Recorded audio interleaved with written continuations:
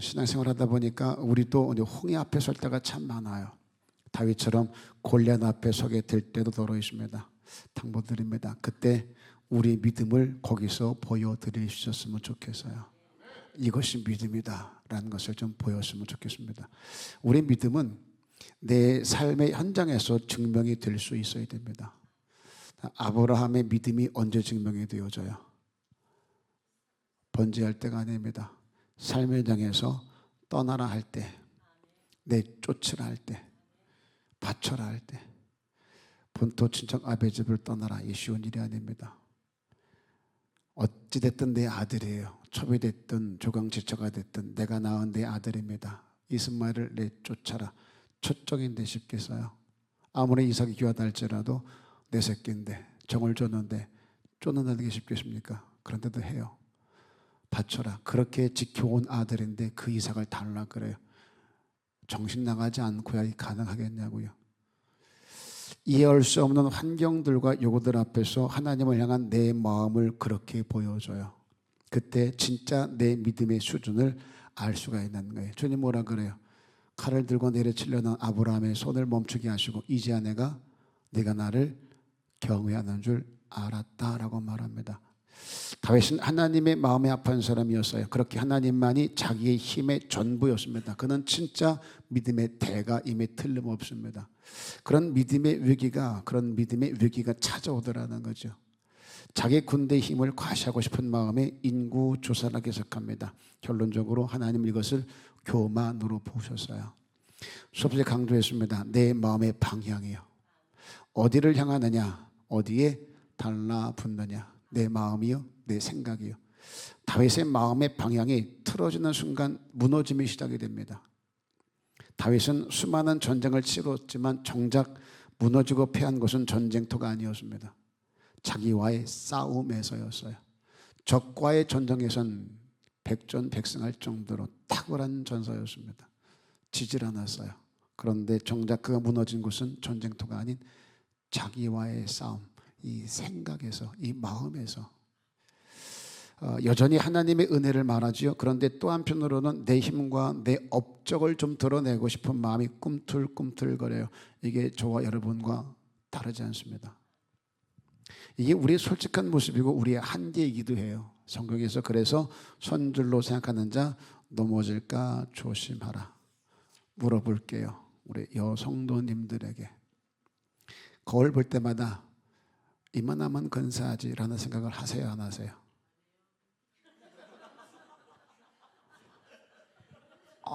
당황스러워요. 아니 솔직하게 거울 보면서 참 이뻤는데 이 인간 만나 이렇게 됐다 그런 생각은 해요, 안 해요? 그러니까 참다. 되게 희한한 분들이에요, 논리가. 그러니까 나 원체 이쁜 여자였는데 내가 너 만나서 이렇게 얼었다. 내가 잘 나가는 여자였는데 다 그런 생각 하잖아요. 이만하면 이쁘지라는 생각을 하죠. 옷을 입을 때, 거울 볼 때, 머리 만질 때 다 그럴 거예요. 참나 이뻤는데 나 고왔는데 이 인간 만나서 이 험한 세상 살다 보니 이렇게 되었다. 이거 주름 가는 거 봐. 이건 누구 때문에 그랬고 요 주름은 누구 때문에 그랬고 다 그런 생각 하잖아요. 이게 우리의 심리예요. 난 내가 된 줄로 알아요. 그리고 내가 안 됐다고 하면 그것은 분명히 이유가 딴 데 있다고 생각을 해요. 내가 남자만 잘 만나서 봐 이렇게 사나, 내가 교회만 잘 만나서 봐, 내가 목사만 잘 만나서 봐, 내가 그때 그렇게 교회만 다른 데 옮겼어 봐 이렇게 사나, 이런 생각들을 다 하고 있어요. 하나님께서 요압을 보내셔서 그런 다윗을 말리세요. 24장 3절에 하나님께서 100배나 더하게 하실 수 있는데 왕은 왜 굳이 이런 일을 하십니까? 왜 힘을 계수하는데 언제 네 힘 가지고 싸웠냐? 하나님이 했지 않냐? 근데 그걸 계수해서 뭐하게? 그거 알아서 뭐 할 건데? 네 힘 자랑하려고? 야 지금 부족하다면 하나님이 더 큰 줄 수도 있어. 근데 왜 굳이 이런 일을 하는데? 권면을 해요. 하나님의 힘과 능을 찬양해야 될 사람이 어느 날 자기 힘과 능을 개선하고 좀 과시하려고 해요. 이런 모습이 어느 순간 나도 모르게 찾아오게 되더라는 거예요. 열심히 앞을 보고 뛰고 달렸어요. 하나님 감사합니다. 하나님이 하신 일입니다. 라고 했던 내가 어느 순간 내가 한 일을 돌아보기 시작해요. 아, 내가 그때 이런 일을 했었지. 내가 그때 정말 죽을 뻔했는데 이런 헌신을 했었지. 야, 그때 정말 내가 수고만 했다. 가만히 보니까 내가 근사한 거예요. 내가 대단한 거예요. 그러면서 쓰담쓰담, 야, 너 참 잘했다. 수고했다. 나에게 상을 주고 싶은 거예요. 이런 마음 다 가지고 있지 않아요? 하나님이 그게 못마땅하시는 거예요. 하지마, 너 하지마. 그런데 다윗이 멈추질 않아요. 오히려 재촉합니다. 한 번 마음 뺏겼어요. 그 마음의 방향이 틀어지면요, 가속에 붙어요. 항상 방향이 잘못되면 계속 나빠지게 돼 있거든요. 가속 붙게 돼 있습니다. 한 번 마음 틀어지고 그 마음이 들어오잖아요. 절제가 되질 않아요. 마치 낭떠러지에서 돌이 굴러가는 것처럼 멈출 수가 없습니다. 일단 떨어져서 꽝 깨져야 끝나요. 나 죽고 너 죽고 다 깨져야 그때서야 야, 이거 큰일 났다 싶어집니다. 그렇게 마음과 생각의 방향을 바꾸는 게 쉽지가 않습니다. 그래서 처음 마음 먹는 게 굉장히 중요한 거예요. 말하기 전에 한 번 더 생각하는 거 중요해요. 일단 밖으로 나가면 주워 담을 수가 없잖아요. 이건 세상도 알아요. 그런데 우리들은요, 믿음의 사람들이다 보니 누구와 사단과 영적인 싸움을 싸워야 돼요. 내가 말을 딱 뱉었을 때 그 말을 누가 착한 줄 아세요? 사단이가 붙잡아요. 그리고 역사하기 시작합니다. 이 사람에게 들리게 하고 저 사람 속을 짚고 그렇게 관계를 다 끊어놔요. 별것도 아닌 문제를 불을 질러서 크게 만들어 갑니다. 삼자가 들으면 별것도 아니요. 근데 당사자는요, 참지 못할 분노가 치밀어 올라요. 누가 하는 일일까요? 사단이가요. 하나님만 역사하는 거 아니에요. 사단도 장난질을 해요. 그거 주의할 수 있어서야 된다는 거죠. 제가 목회 현장에서 수없이 경험한 게 이겁니다. 한 번 마음을 뺏기면 무슨 말을 해도 귀에 들리지 않아요. 한 번 마음 뺏기면 그 마음과 생각의 방향을 바꾸는 게 얼마나 힘들고 어려운지 몰라요. 그렇게 9개월하고 20일을 조사합니다. 하지 말라 그러는데도 9개월 동안, 20일 동안. 군사가 130만입니다. 남한 군사도 지금 60만이고요. 저기 위쪽에 있는 애들도 100만 대군이라 그러죠. 근데 그 당시 130만이. 땅이 또 얼마나 넓었는지 이스라엘 역사상 가장 넓었다라고 얘기를 해요. 그때 당시가. 그런데 인구조사 끝난 후 깨닫게 된 게 있습니다. 사무엘하 24장 10절에 그의 마음에 자책하고 하나님께 아뢰되 내가 이 일을 행함으로 큰 죄를 범하였나이다. 내가 심히 미련하게 행하였나이다. 죄인 걸 깨달아요. 미련함을 깨달아요. 언제요? 9개월 20일이 지나 다 하고 난 다음에. 이게 우리예요. 진작하면 얼마나 좋았을까. 여러분 그럴 때 있잖아요. 애들한테 애들 키우면서 어머개야 엄마가 좋은 말로 할 때 들어 라는 말 안 해보셨어요? 전 굉장히 많이 듣고 자랐어요. 여러분들은 또 그렇게 엄마가 좋은 말로 할 때 들어라는 소리 들었겠지만 우리 어머니는 좋은 말로 하지 않고 처음부터 과격하게 시작을 하세요. 원체 제가 그렇게 생겨 먹어서 그렇지 않으면 안 되겠으니까 그랬겠지만 전 부재깽이를 달고 살고 빗자루를 달고 사는 사람이에요. 그럼에도 불구하고 안 들어 먹으니까, 그러니까 어머니가 저를 때리는 거는 어머니가 저를 때리는 거에 제가 매를 부르는 거예요. 그러니까 알긴 또 잘 알아요. 남의 일이라고. 목사님 매를 벌었대. 그러면 거기 앉아 있는 분들은요. 야, 막상 조사하고 보니까 별거 아닌 거 이거 내가 왜 일을 했지? 이게 아니구나. 끝까지 하나님의 영광 이어했구나. 끝까지 하나님만 의지해야만 했었구나를 그때 가서야 깨달아요. 조사해보니 군사가 130만이요. 땅이 무지 넓어. 그래서 달라진 게 뭐 있는데요? 뭐가 달라졌게요? 오히려 이 사건으로 나라에 큰 위기가 닥쳐오게 됩니다. 하나님이 진노하셔서 이것 봐라, 내가 지를 도와서 전쟁에 승리하게 하고 높여놨더니 야, 이게 지 자랑하려고 그러고 지 힘을 과시하려고 그러네. 예, 그걸 교만으로 보시고 전염병으로 7만이 죽어나가요. 누구 때문에? 내 교만 때문에. 그제서야 다윗이 깨닫고 부르짖습니다. 내가 잘못했습니다. 백성들이 무슨 죄가 있습니까? 차라리 나와 내 아버지 집을 치소서라고 이제 고백을 하게 되는 거예요. 그때 가시 다윗에게 하나님께 번제를 드리라. 이게 본문인 거예요. 그래서 하나님께서 번제를 드리라. 정리되는 게 있습니다. 우리 삶에 있는 문제의 답은 여기 있는 게 아니에요. 우리에게 있는 게 아니라 하나님께 있다는 거예요. 항상 말하지만 나는 문제를 만들 능력은 있어도 해결할 능력은 없어요.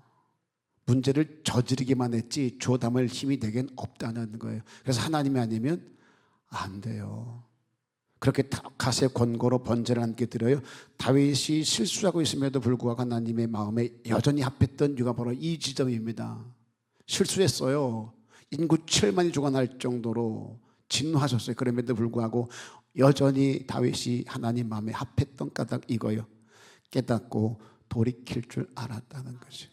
우리가 하나님의 나라에 가는 것은 죄가 없어서가 아니에요. 의인이어서가 아닙니다. 용서받은 죄인이기 때문에 그래요. 용서받은 죄인. 또 죄를 지을 수밖에 없어. 또 용서받을 수 있게 그런 용서받은 죄인 회개하고 용서받았게 가는 것이 하나님의 나라예요. 다윗이 이걸 잘했어요. 깨닫고 돌이킴이에요. 사무엘하 24장 19절 다시 보세요. 다윗이 여호와께서 명령하신 바 가세 말대로 올라가니라. 누구 말대로? 가세 말대로.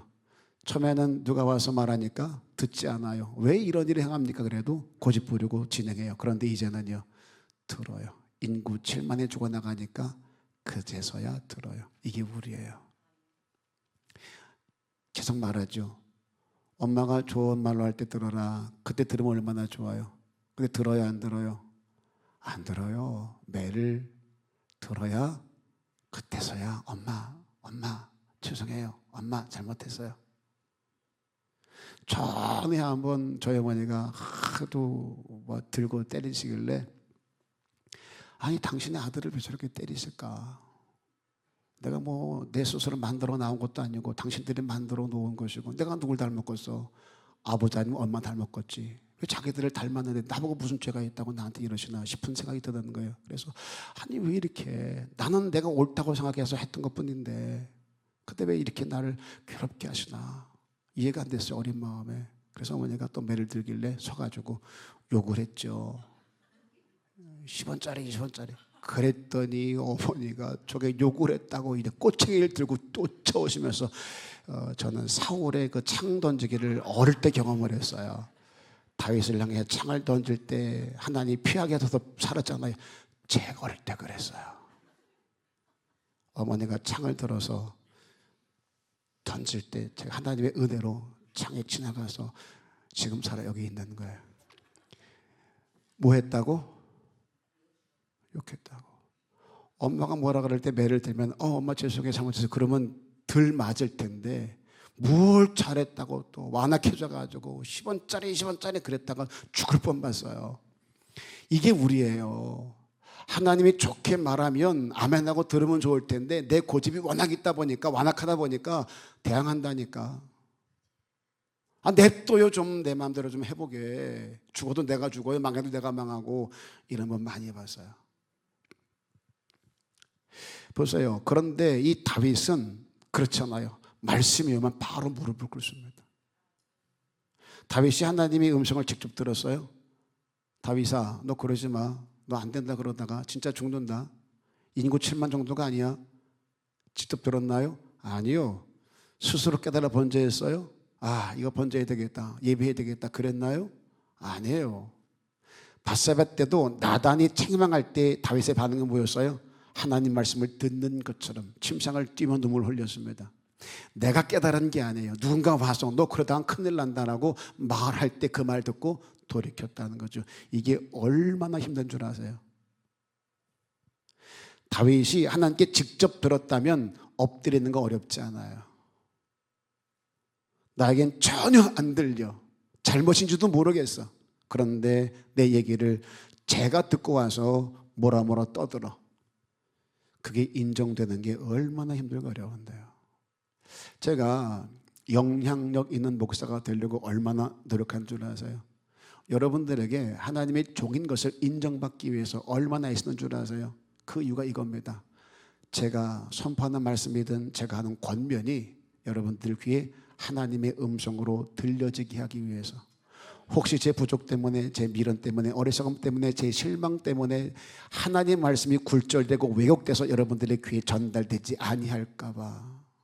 아, 목사님이 하시는 말씀이라면 하나님 말씀 맞을 거야, 이렇게 인정되게 하려고 얼마나 애를 많이 쓰는데 제 기도의 거반 90% 이상이 그것 때문이에요. 하나님 살아계심을 알게 하시고 제가 하나님의 종된 것을 저들로 알게 하소서. 다른 이유가 없어요. 인정받고 존경받으려고 아닙니다. 하나님 말씀이 들려지는데 걸림이 되지 않게 하기 위해서. 듣는 것이 은혜고 지혜일 때가 있어요. 저는 제 욕심을 가지고 비전으로 포장해서 하나님의 뜻입니다라고 우기고 싶은 마음이 손톱만큼도 없어요. 진짜 하나님의 뜻을 전하고 싶고 하나님 우리에게 허락한 표대를 보게 하고 싶은 거예요. 그것에 걸림이 되지 않으려고. 혹여 내가 전 손가락에 불과한데 이 손가락이 잘못돼서 잘못된 것을 가리키거나 이 손가락에 주목하게 만들어도 정작 보여줘야 될 여호와의 표대를 보지 못하게 할까 봐 항상 조심해요. 사람의 심리입니다. 누구에게 지적을 받으면 기분부터 상해요. 그게 옳고 그름에 관계없습니다. 난 나대로 형편과 사정이 분명히 있습니다. 그런데 네가 뭔데 이러니 저러니 지적질 하나라는 생각이 안 들 수가 없어요. 나중엔 뭐라 그래요? 너나 잘하세요. 넌 별반 달러? 너나 내나 뭐가 다르다고 여기 와서 떠들어. 아, 너나 잘하세요. 냅두세요. 그냥 이렇게 살다가 망하든지 죽든지 하게. 이게 사람의 심리예요. 화가 나거든요. 속상하거든요. 나도 힘들어. 나도 고민했고 나도 이것 때문에 여러 가지 문제 때문에 힘들어서 아파서 고민하다가 결정해서 한 거야. 그런데 왜 자꾸 말을 해? 후원하지 못할 망정. 왜 자꾸 뭐라 그러냐? 이런 마음이 들어요. 심지어 깨달았어요. 아, 내가 잘못했구나. 아, 이거 아닌데. 그런데 옆에서 그러니까 내가 뭐라 그래서 아니라니까 그러면 그 깨달음이 금방 변합니다. 깨달았음에도 불구하고 누가 옆에서 뭐라 그러면 더 화가 나요. 이게 우리예요. 누군가가 지적하면 발끈하게 됩니다. 둘이 다투는 거예요. 내 상식으로는 용납이 안 돼. 같이 예배하는 것도 힘들어. 겨우 나와 앉아있는 거예요. 같은 공간이 싫어요. 싸우고 마음 상하면 같은 공간에 있는 것도 싫어요. 겨우겨우 마음 진정하고 예배는 해야 되겠기에 앉아있는데 목사가 원망 들을 만한 일이 생각나면 사과하십시오. 안 그러면 예배도 소용이 없습니다. 자, 그러면 1번, 아, 내가 잘못했구나. 사과해야겠다. 듣고 깨달아 돌이킨다. 2번, 아씨, 괜히 나와가지고 쉰소리 듣네. 짜증나게 진짜. 더 속상하고 마음이 상해서 목사까지 밉다. 1번, 2번. 몇 번이라 그랬어요? 네? 제가 지금 귀를 의심해요. 1번이라 그랬어요, 여러분들이요? 제 앞에서? 이 세상에. 자기들이 1번이래. 여러분들 다윗이 이랬어요. 그러다가 인구 7만이 죽어나간 거요. 어떻게 자신들 이렇게 모를까? 어디가 1번이요? 여러분이 깨닫고 돌이켜요? 사과를 해요? 유명한 권사님, 솔직히 그랬어요? 사과를 해요? 아, 그럴 때가 많아요? 아, 끝까지 우긴다. 이건 저기한테 물어봐야 돼. 우리 박주원 장로님한테. 어제도 화냈다며? 에? 어제도 성질을 냈다며? 참, 누굴 속여요, 누굴? 여기 앉아도 거룩한 척. 그럴 때가 많아요. 이걸 세상에선 그래요. 귀신 신하나 까먹고 생각한다 그러네. 이게 우리 착각이에요. 나는 잘하는 줄 알아. 난 괜찮은 줄 알아. 이만하면 근사한 줄 알아. 다윗은 달랐어요. 선지자가 와서 자기의 실수를 정확하게 지적을 합니다. 그때 발끈하지 않아요.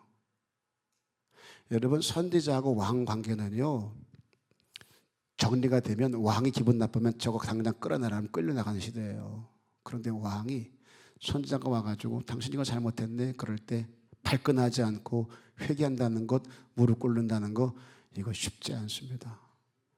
다윗이 그랬어요. 나단 때도 마찬가지고 갓 때도 마찬가지고. 그것을 하나님의 음성으로 듣고 자기를 낮추었다는 거예요. 저는 성도들 관계에서 성도님들이 저에게 좀 서운한 얘기할 때가 있어요. 억울할 때 있습니다. 분할 때 있습니다. 제 입장에서 내가 그래도 목사로서 인정받을 만큼 애를 썼는데 어떻게 저렇게 말씀을 하시고 표현을 할까 할 때 제가 저를 다스리는 게 뭔지 아세요? 하나님이 하게 하신 줄 누가 알겠느냐요. 하나님이 저분의 입을 통해서 하게 하신 줄 누가 알겠느냐. 다윗이 시무해야 된 반응 항상 그것을 품습니다. 그래서 나를 먼저 돌아보려고 애를 써요. 이게 너무 근사한 거예요. 사람의 심리는 누가 뭐라고 하면 내 입장부터 말하게 되고 변명부터 하고 핑계부터 말하게 돼 있어요. 사람이 다 그래요. 사울 보세요. 사무엘의 지적에 변명으로 일관하잖아요. 왕이요, 지금 내게 들린 소리가 무엇입니까? 그럴 때 아차 죄송합니다 그래야 되는데, 아니 백성들이요, 내가 죽이자 그랬는데 제사 드리자 끌고자 그랬단 말이에요. 변명부터 하는 게 사람의 심리예요. 사울 그러다 망했잖아요. 항상 말씀합니다. 실수보다 중요한 게 이겁니다. 말씀이 들려올 때 깨닫고 돌이키는 거예요. 내가 잘못했구나, 죄송합니다 할 수 있어야 돼요. 목사에게 대해서가 아닙니다. 하나님 말씀에 대해서. 제가 전제했잖아요. 그래서 목사가 하나님의 종으로 인정되었을 때 바른 하나님의 종으로서 말씀을 제대로 분별하여서 선포할 때를 전제로 하는 거예요. 그럴 때 여러분들이 그 말씀을 들으면 돌이킬 수 있어야 된다라는 거죠. 여러분 오해하지 마세요. 하나님의 음성이 산신령처럼 들리는 게 아닙니다. 영적으로 민감하지 않으면 하나님의 음성을 제대로 들을 수가 없어요. 지나가는데 누가 그냥 던진 한마디가 있습니다. 집사님 기도하자. 그 말에 고꾸라집니다. 그게 은혜예요. 집에서 꼬마가요, 우리 꼬마가 엄마는 예수 믿으면서 그러면 안 되지, 그 말에 고꾸라져요. 그게 은혜라니까. 엄마는 권사가 돼가지고 어떻게 그러면 되나, 목사님한테 가서 이른다, 그 말에 고꾸라져야 돼요. 저놈의 새끼가 맨날 이른데, 일러 이놈의 새끼야 가가지고. 이런 분 있어요. 내가 교회에서 권사인데 집에서 권사인 줄 알아? 집에서는 네 애미다 이놈아 이러고 가가지고 막 애 때리고 그러면 큰일 나요. 어느 집사님이 자식이 아니고 왼수래요. 자식이 아니고, 목사님 자식이 아니고 왼수라더니 그 말이 딱 맞더래. 진짜 왼수가 따로 없대요. 그런데 그렇게 말만 듣고 말 안 듣고 속썩이고 꼬박꼬박 말대꾸하고 때마다 속을 뒤집어 놓는 그 자식을 보다가 문득 하나님의 음성을 들었대. 저게 네 모습이다 그러더래. 산신령처럼 저게 네 모습이다 이게 아니라 깨달아지기를, 저게 네 모습이다라는 게 탁 오더래요. 내가 지금 저런 짓을 하고 있구나. 깨달아지니까 제일 먼저 저한테 미안하더래. 목사님에게 엄청 죄송하더래. 우리 목사님 나 때문에 얼마나 속을 썩었을까. 내가 저랬구나. 그래서 저에게 와서 고백하는 거예요. 목사님 제가 그랬어요. 잘할게요. 저는 원체 달라질 줄 알았어요. 아니요. 우리 성적이 그렇게 호락호락하지 않아요. 여러분 자식 키워봐서 알잖아요. 아파서 눈물 뚝뚝 흘리고 알았어요. 잘할게요. 잘하던가요? 또 뒤집어요. 너 엄마한테 어저께 뭐라 그랬어? 잘한다 그랬잖아. 아무 말도 안 해요. 그럼 쾅 닫고 들어가고. 이게 우리예요. 오늘은 그랬어. 깨달았어. 잘해야지. 열심히 해야지. 말씀대로 살아야지. 결단했는데 내일 되면 상황이 또 달라져요. 내 마음 달라져요. 그 결단을 지켜가기가 얼마나 힘들고 어려운데요. 그런 나를 누가 용납해요? 하나님만 용납해요? 내 옆에 있는 사람도 그런 나를 봐줘요. 그래서 우리가 여기 있는 거예요. 그렇게 서로가 서로를 봐주니까. 유문환 목사님이 자주 해요. 그럴 때 웃기고 앉았는데 자주 하는 거, 아이고 내가 너를 아는데 그러고 다 삐져보세요. 죽어요. 아는 거 알면서도. 우리가 알잖아요. 어저께 난리 난 거를 알면서도 웃어 넘기고, 손가락질하지 않고 웃어 넘기고, 장로가 돼가지고 권사가 돼가지고 잔칫날 아이고 그랬단 말이지. 우리 그래요? 그래요? 아니잖아요. 좋으니까 아니오예요.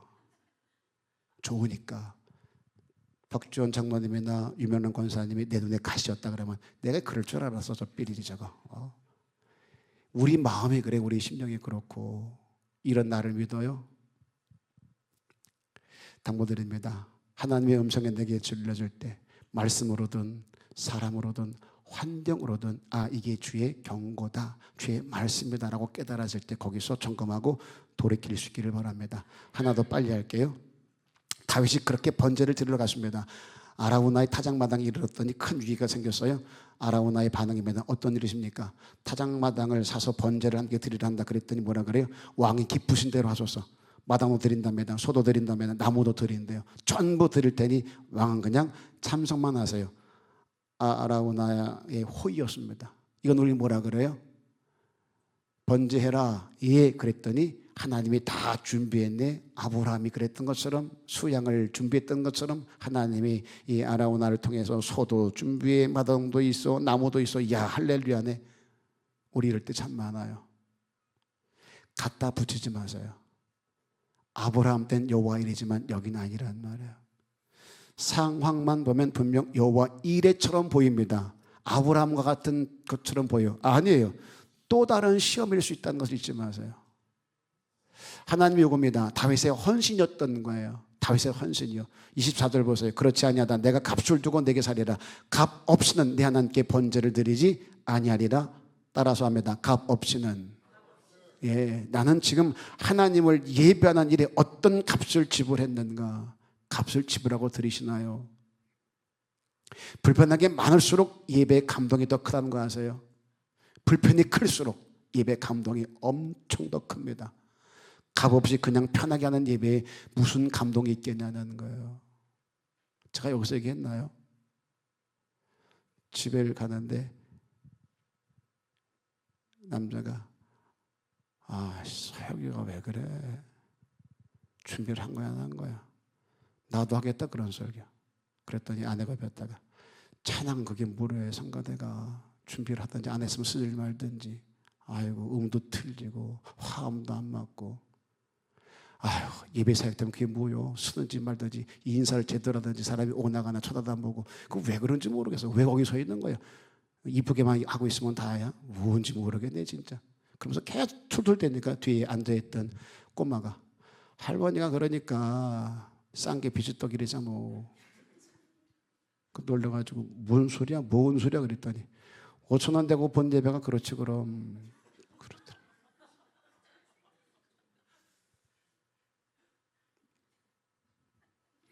인정머리가 없어요 여러분들은.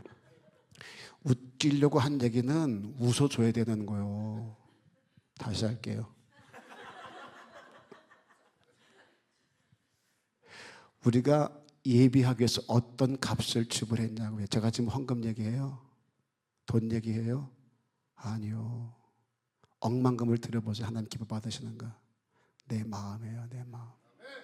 과부의 2랩 돈을 받으셨대요. 왜? 마음이에요. 마음. 지금 내 마음이 어디를 향하고 있는가?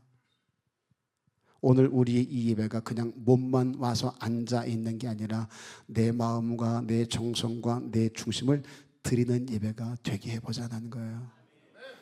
편안한 것 포기하고 내게 중요한 그 일을 뒤로 하고 그렇게 주를 위해서 값을 치르고 오직 하나님만을 예배할 수 있기를 주 이름으로 부탁을 드립니다. 정리할게요. 하나님의 음성이 들려온 통로가 있답니다. 설교를 통해서, 환경 통해서, 사람 통해서 거기서 하나님의 음성을 들을 수 있는 자가 됐으면 좋겠어요.